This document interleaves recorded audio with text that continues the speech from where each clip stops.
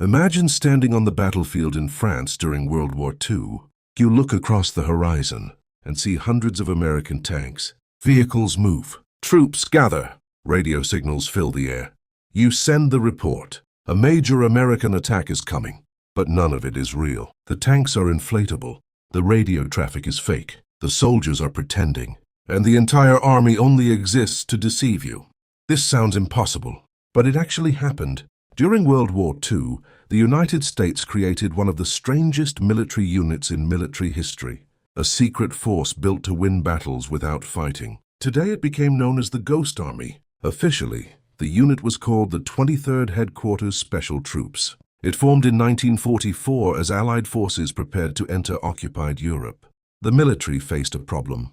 Large troop movements were difficult to hide. German reconnaissance aircraft watched roads. Spies gathered information. Radio operators listened constantly. One mistake could expose an operation and cost thousands of lives. American planners asked a strange question. What if instead of hiding the army, they created a fake one? That idea became reality. The Ghost Army had around 1,100 men, but their job was to appear much larger. Sometimes they created the illusion of 30,000 troops. These soldiers were different. Many came from art schools. Some worked in advertising. Others were designers, painters, architects, and sound technicians. People normally far from combat. Now they would use creativity as a weapon. Their mission was simple: convince German commanders to move forces to the wrong places. Buy time, create confusion, protect real soldiers. If they succeeded, entire battles could change. But there was one problem. To fool the enemy, they often had to operate dangerously close to the front. If German forces discovered the truth, they would not be facing tanks. They would be facing artists with almost no heavy protection. And soon, their first test would arrive. The Ghost Army had one goal: look real, sound real, move like a real army, and convince German commanders that thousands of soldiers were preparing to attack. Their first weapon looked ridiculous: inflatable tanks. Large rubber vehicles that could be folded, transported, inflated, and placed in position within minutes. From far away, especially through binoculars or aerial reconnaissance, they looked convincing. Entire armored divisions appeared overnight. Fake artillery pieces lined fields. Dummy trucks created supply areas. Even tire tracks were made to leave evidence behind. But visuals alone were not enough. Real armies make noise, so the Ghost Army created sound. Special teams recorded actual military activity: tank engines, vehicle convoys, construction sounds, marching soldiers. Those recordings were loaded onto powerful speaker systems mounted onto trucks. The sound could travel for miles. A quiet field suddenly became an active military zone. German observers heard movement, but there was nothing there. Then came radio deception.